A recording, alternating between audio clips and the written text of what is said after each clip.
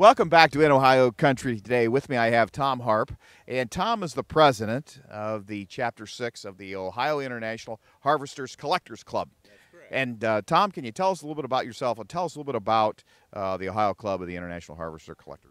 Well, the IH Collectors Group is a nationwide type of organization. In fact, there are even some chapters in foreign countries. You know, Canada has a big chapter, for example, and there are over 30 chapters spread around the country.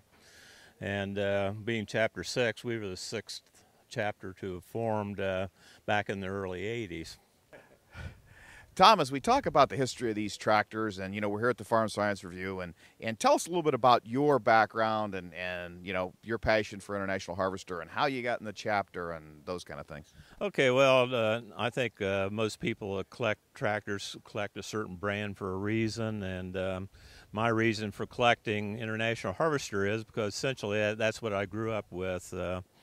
When we moved to the farm, my dad moved us to the farm in 1957. While we had an old H that was part of the deal sitting in the corn crib. So I suppose that kind of started it. Then we farmed with that for a little bit, and then you go on to the next tractor. Well, it was a Farmall 2. In fact, it was a Farmall 300, and I still have that tractor. And the tractors I have, that will be the last to leave because my dad bought it and now I have it. So really it's kind of a passion that you grow up with. Grandpa had one, Dad had one. No matter what the brand, that's what you tend to gravitate to when you collect. Tractor collecting, antique tractors has become a huge, in the last 20 years, has become a huge activity. Tell us about how many members you have in the organization, here in your local chapter, and about how many tractors would be in that organization. I don't think we've ever counted up the tractors that we have total in the organization, but we have over 300 members right now. In fact, that membership's kind of been growing, and you're exactly right. The tractor collecting hobby has really grown and still grown. Used to be able to go out in the country and find all kinds of tractors sitting around, but they're really hard to scarf up anymore.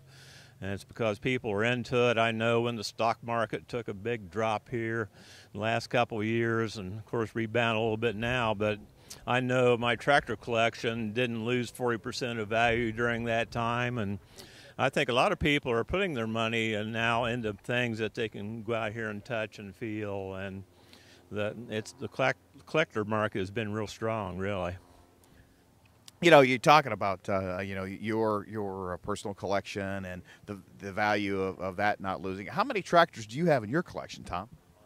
Well, I'm half embarrassed to divulge that figure because probably people say I'm lying, but or think I am. But actually, I have about 188 right now, and a few of those, I'll admit, are Case. But when you think it's Case International, that kind of fits. But about a dozen cases. But that's what I have in my collection.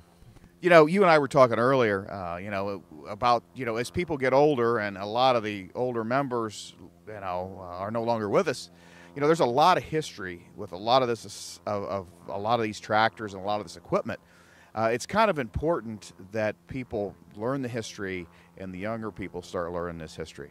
Yeah, I think there is, and I think this is the purpose of, first of all, having an organization like Chapter 6 and then having displays like this. Not only do we have a lot of fun, but the younger generation can see how farming was done many years ago, and kind of gives them an appreciation of what agriculture is all about. And that's one thing I think we need to do is involve, the starting down here when my grandson's age and going up to the teens to get them interested in this kind of thing. And if we have a weakness as collectors, is we're probably not doing enough activities to involve them. And because someday when I sell out my collection, I hope there will be bidders there, and they're probably all going to be younger. So I hope we attract enough bidders so when I sell out, I get some of my money back. You talk about doing this event here at the Farm Science Review, and spurring interest in the antique tractors. What are some of the other events that the Chapter 6 and the International Harvester Collectors do? Well, the nationwide organization has several activities like a national auction, for example, where they sell parts and tractors and that kind of thing. One of the big events that's held all over the country is what they call the Red Power Roundup, and that is bid for at the national meeting to have that in various locations around the country. We had it in 2006 up at Mansfield, and we were fortunate enough to win the bid at this last Red Power Roundup to have it in Ohio in 2013, and we're going to have it at the Allen County Fairgrounds in Lima. So that's a 3-year project for us. We've done it before. Some of those people are still around, fortunately, to kind of give us some guidance, but we've started work already on that show. That's a big deal. You'll have over 20,000-30,000 people there over 3 or 4 days, and 1,000 tractors and hundreds of vendors. So it's a big deal. So people all put that on their calendar for June of 2013. Well, Tom, that's a great thing to get here in the Buckeye State. We really appreciate you being with us today. For more information about today's show, or to suggest a topic, fax, call, or email us today